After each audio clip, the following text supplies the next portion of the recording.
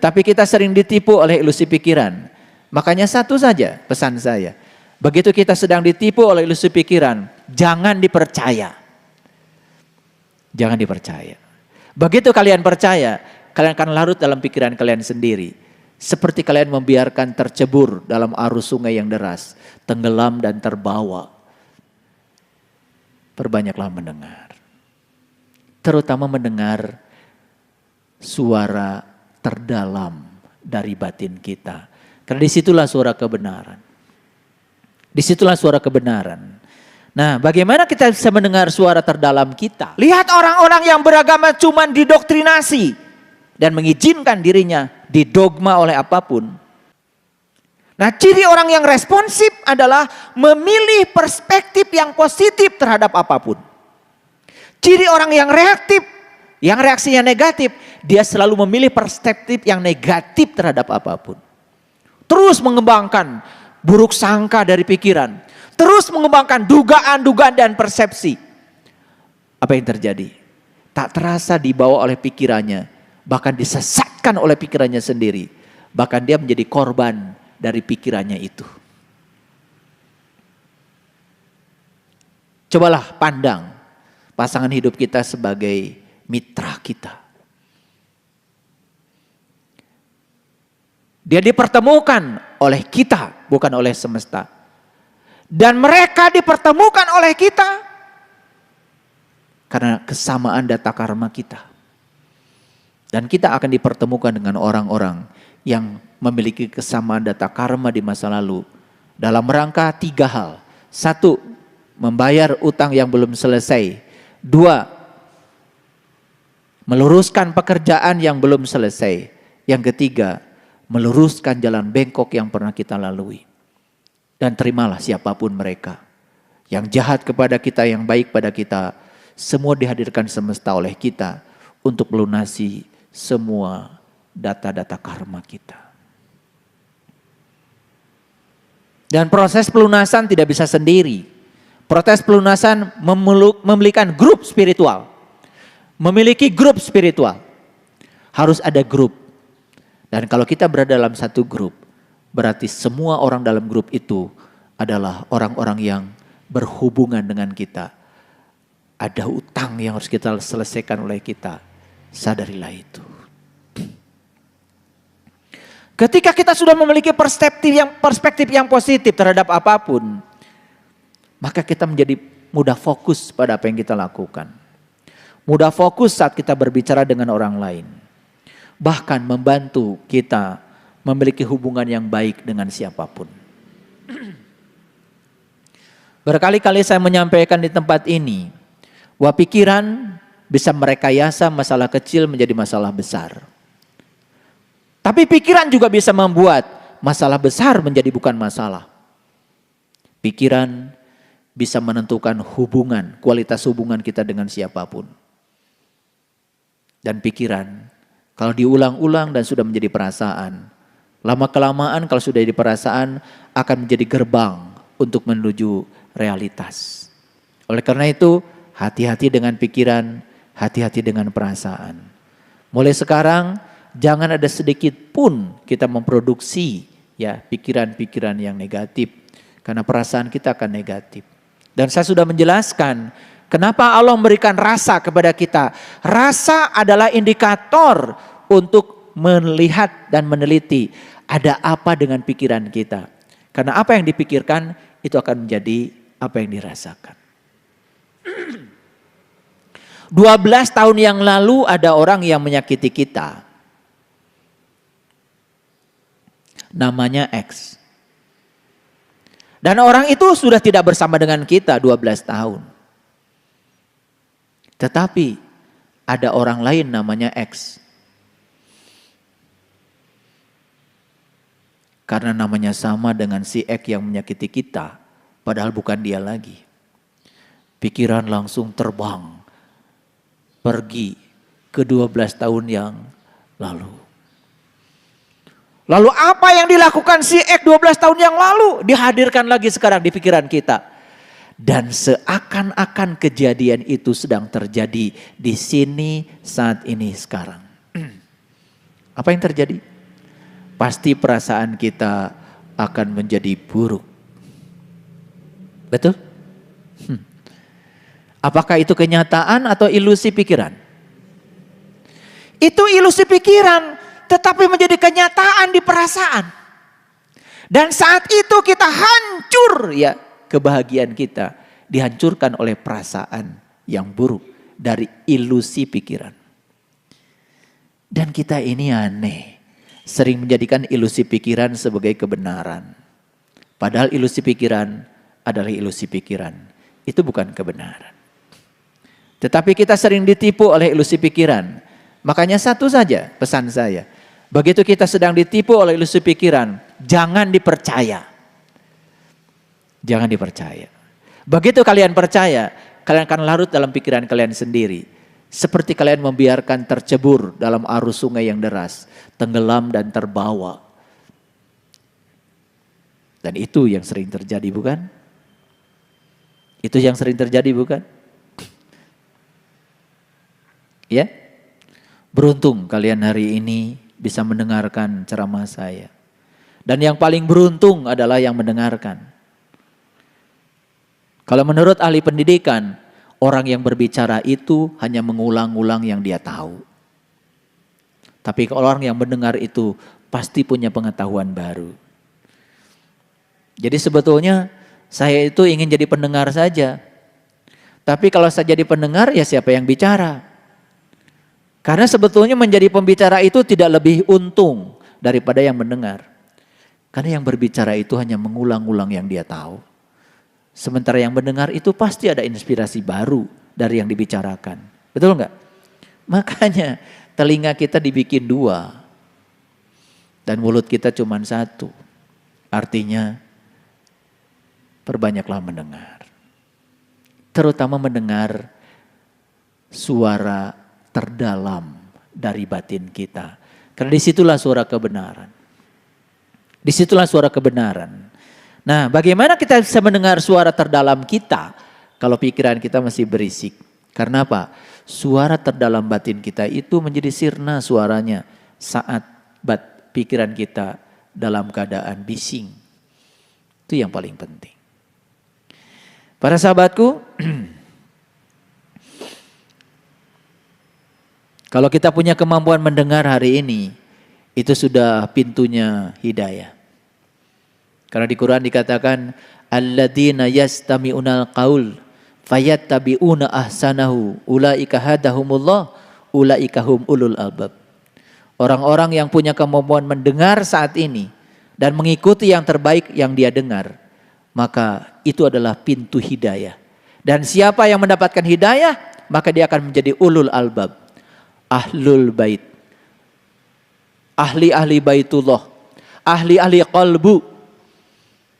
Dan itulah yang disebut dengan ulul albab. Orang yang bisa mengingat Allah dalam keadaan berdiri, duduk, dan berbaring. Keren sekali. Dan pintu gerbangnya adalah mendengar. Ketika pikiran sudah tenang, maka kita dapat belajar lebih tajam. Ketika pikiran sudah tenang, kita pun dapat berpikir dengan lebih jelas. Dan otomatis kita bisa mengambil keputusan menjadi lebih baik. Dan kita bisa meminimalisasi dari keputusan-keputusan yang salah. Kalau pikiran kita sedang ada dalam kemarahan mengambil keputusan, hati-hati. Semua keputusan yang dimulai dengan rasa marah akan berakhir dengan rasa malu. Siapapun itu. Nah, jadi belajar agama, belajar spiritual, inti sarinya cuma satu sebetulnya. Bagaimana membuat pikiran kita menjadi terkontrol dan tetap tenang. Ya, karena begitu pikiran sudah tenang,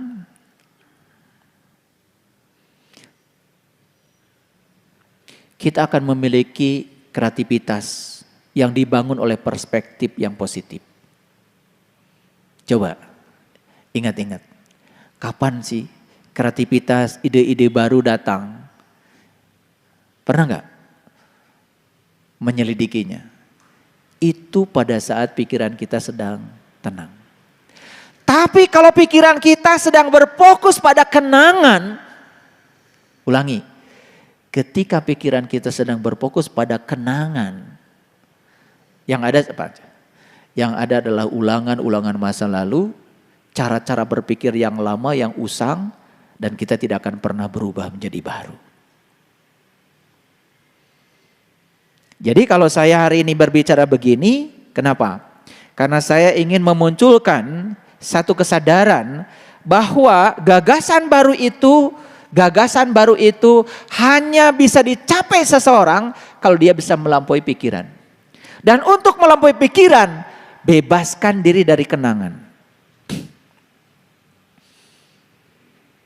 Ayo, yang masih hidup di masa lalu, hanya mengulang-mengulang pikiran yang sama, kesadaran yang sama. Benar kata Einstein, tidak mungkin kita bisa menyelesaikan masalah di kesadaran saat kita menciptakan masalah. Jadi yang menciptakan masalah itu apa sebetulnya? Ya kesadaran rendah kita. Begitu kesadarannya ditinggikan, bahkan masalah pun tidak terasa lagi sebagai masalah. Itu sebabnya Nabi Muhammad mengajak kepada kita, ayo kita mencapai sidratil muntaha, puncaknya kesadaran. Jadi kalau para sahabat rutin saja, setiap pagi ya sebelum kemana-mana setelah menjalankan semua ritual, cobalah sempatkan duduk saja.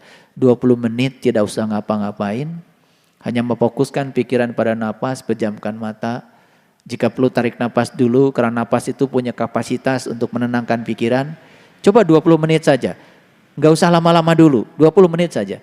Duduk saja. Cobalah. Saya tidak bisa cerita, tetapi itu luar biasa. Dan produknya adalah kita menjadi sangat responsif, tetapi tidak reaktif dalam kehidupan. Bahkan yang lebih hebat lagi, gak ada lagi rasa takut, gak ada lagi rasa khawatir, gak ada lagi rasa cemas.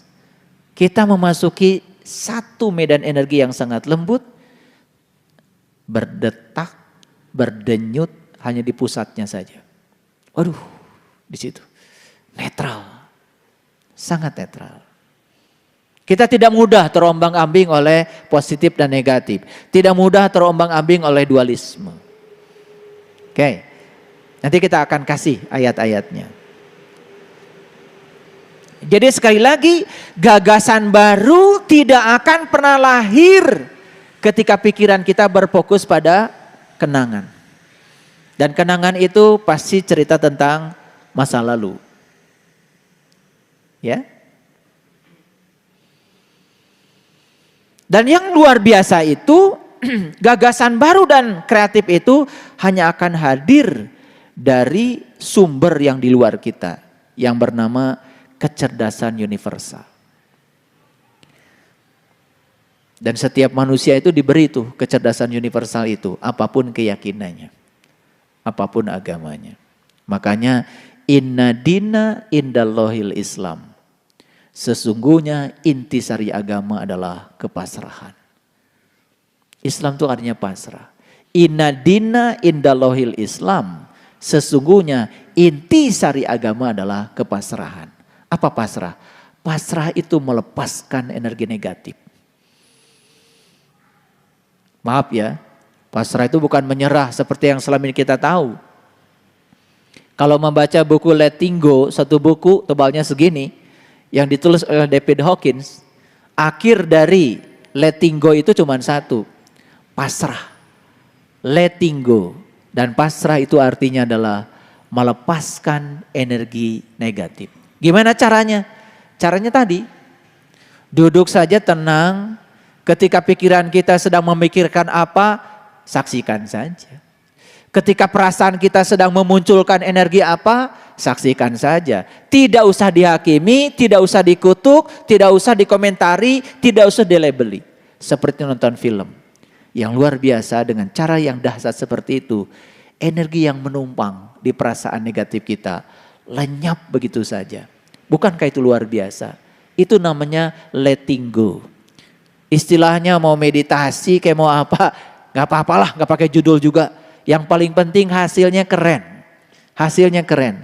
Dan saya sekali lagi tidak pernah mengajarkan sesuatu yang saya tidak pernah merisetnya, tidak pernah menelitinya. Ini hasil riset yang luar biasa. Dan ternyata tidak ruwet untuk mencapai kebahagiaan. Keruwetan itu karena kita dangkal. Makanya mohon maaf, salah satu dari 3 penyakit yang harus segera disembuhkan itu adalah penyakit kulit. Penyakit kulit, penyakit luar, ya. Kalau kita hanya keceprak itu berenang di pinggir pantai, yang datang ke pantai itu adalah ombak yang sudah pecah. Karena ketika gelombang itu berada di kedalaman, gak pernah pecah, indah saja naik turun di kedalaman. Begitu masuk area yang dangkal, pecah. Dan kalau gelombang sudah pecah, apa yang terjadi? Itu namanya arus laut. Gelombang yang tadinya begitu enak cuma naik turun. Coba kita berenang di laut di kedalaman. Pakai ban kalau tidak bisa berenang. Kan ban cuma naik turun kalau di kedalaman. Tetapi kalau pakai ban di pinggir pantai, sudah matanya banyak pasir, mulutnya banyak pasir, telinga juga banyak pasir. Karena di kedalaman itu menjadi berisik. Karena gelombang yang indah pecah di kedangkalan. Yang terjadi adalah arus balik, coba. Begitu gelombang pecah, ada arus balik. Dan kebanyakan orang-orang yang terbawa arus, itu karena arus balik, karena gelombang pecah. Makanya di kedangkalan itu yang ada itu merugikan. Itu kedangkalan. Dangkal dalam beragama, dangkal dalam berpengetahuan, dangkal dalam hidup, dangkal dalam sudut pandang. Gelombang menjadi pecah. Dan ketika gelombang pecah, menimbulkan suara. Bukankah suara itu yang gemerisik di laut itu sebetulnya gelombang pecah? Karena saat gelombang tidak pecah, gak ada suara. Cuma naik turun saja seperti itu. Pecah itu di pinggir pantai. Jadi kalau ingin mendapatkan mutiara cuma keceprek di pinggir pantai. Di pinggir pantai memang adanya cangkang kerang. Yang namanya cangkang itu berbahaya. Kena kaki kacugak. Cangkang. Ketelen. Bahaya lagi harus operasi. Dalamannya kerang enak aja. 1 kilo makan kerang dalamannya gak masalah. Tetapi 1 bijinya tertelan yang keras langsung melukai. Makanya kedangkalan itu melukai. Kedangkalan itu menyakiti. Jadi kalau orang beragama masih menyakiti orang lain, itu karena kedangkalan. Kalau orang beragama tidak ada toleransi pada orang lain, itu kedangkalan. Kalau orang beragama tidak bisa menerima keyakinan yang berbeda, itu kedangkalan. Dan itu yang akan merusak persatuan dan kesatuan. Maka sepanjang kita keceprek di kedangkalan, tidak mau masuk ke dalam, tidak akan pernah menjadi toleran. Satu-satunya cara untuk deradikalisasi menurut saya adalah memberikan pemahaman yang dalam tentang agama.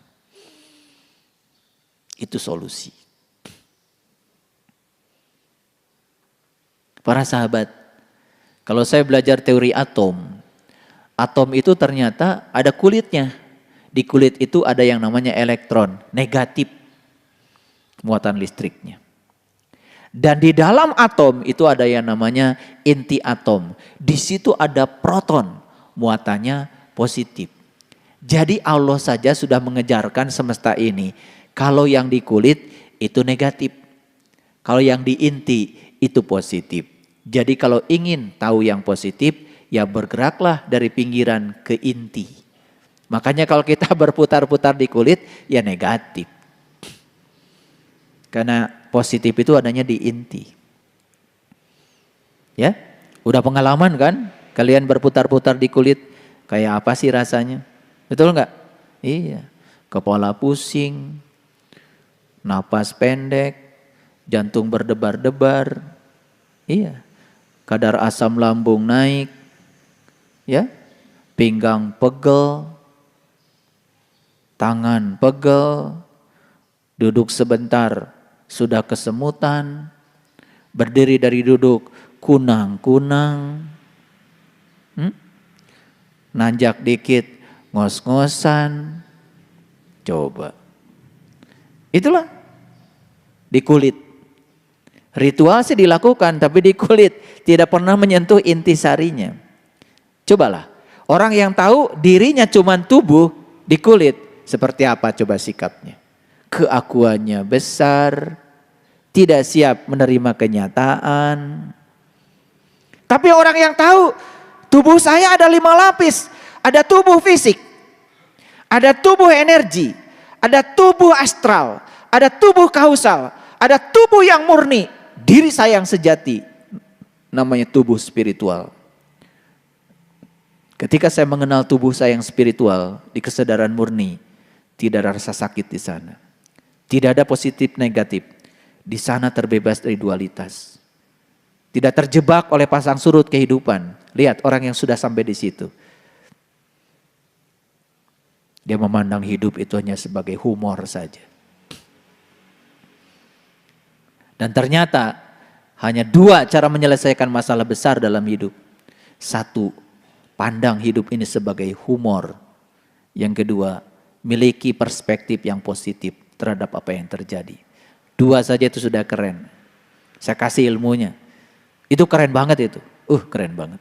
Berkelimpahan lah hidup itu. Gratis bahkan hidup itu.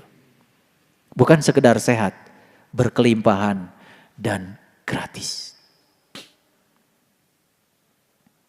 Jadi kalau sudah belajar spiritual bertahun-tahun, untuk mencapai sesuatu harus ada usaha yang kerja keras. Hidup adalah perjuangan.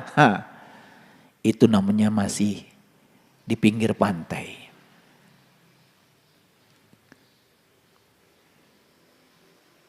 Masih pakai slogan, hidup adalah perjuangan. Pengen rokok 1 batang, berjuang. Pengen teh manis, berjuang. Pengen beli nasi goreng, berjuang. Itu level nasi goreng biasa. Apalagi kalau nasi goreng spesial, seafood lagi. Perjuangan lebih besar lagi. Karena terbalik hidupnya. Hidup memaksakan cinta, tetapi tidak pernah mengungkapkan cinta, tapi ingin dicintai.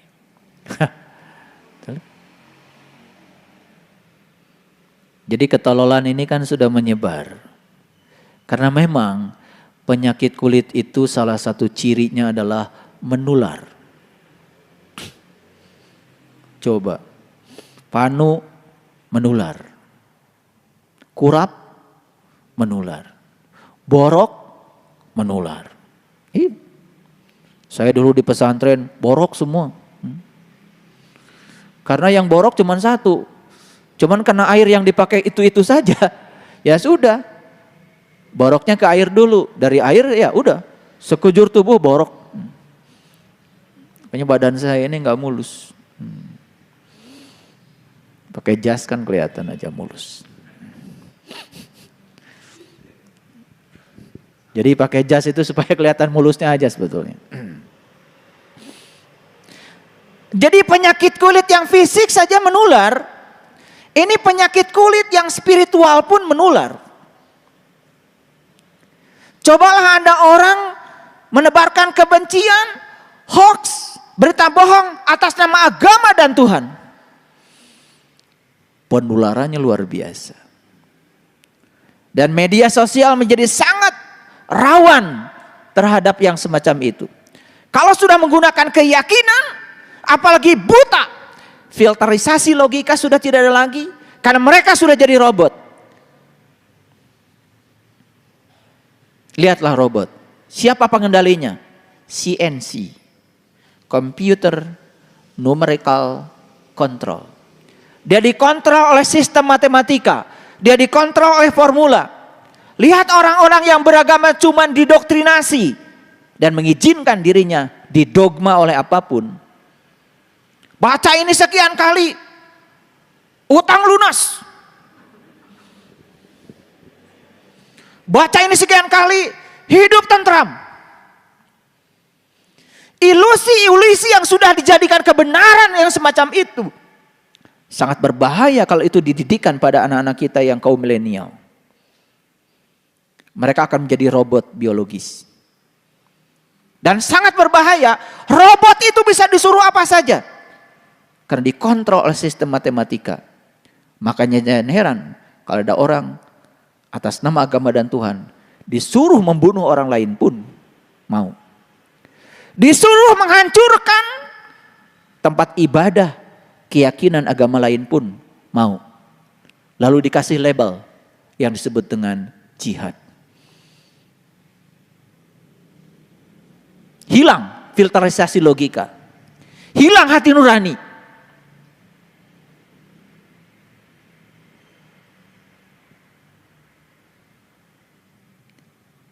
Negara yang besar ini, para sahabat, yang Bhinneka Tunggal Ika ini, yang luar biasa ini adalah surga yang nyata. Yang harus kita jaga. Dan kita sepakat nilai-nilai universal yang bisa menjaga kebersamaan kita, itulah yang harus kita depankan dalam kehidupan beragama kita. Dan kenapa hari ini saya berbicara ini? Supaya kita memiliki kesadaran. Segala sesuatu terasa adanya kalau sudah tidak ada. Kita tidak merasa luar biasa hidup dengan kebebasan yang semacam ini. Tetapi mungkin suatu saat kalau kita tidak rawat kebebasan ini. Dan kita hidup dalam lingkungan yang penuh dengan cengkraman. Coba perhatikan di belahan bumi lain. Yang setiap hari bom mobil, bom bunuh diri. Dan agama menjadi alat untuk menyampaikan kebencian kepada orang lain. Itu sangat berbahaya. Jadi saya ingat kata-kata Kiai Haji Ahmad Dahlan. Ketika ditanya oleh muridnya, Kiai, apa sih agama itu? Orang yang sudah tinggi level kebijaksanaannya, cara menjawabnya sangat hati-hati. Beliau ambil biola dan kemudian beliau memainkan biola. Sampai semuanya terpukau oleh cara Kiai Haji Ahmad Dahlan memainkan biola itu. Selesai main biola dan beliau mengatakan, itulah agama.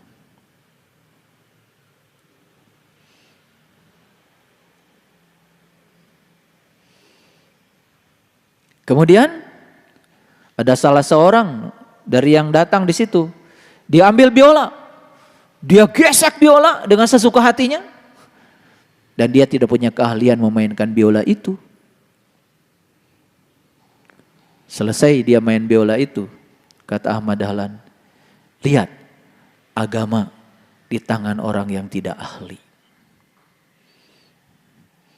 Membuat suasana jadi bising, berisik, gaduh.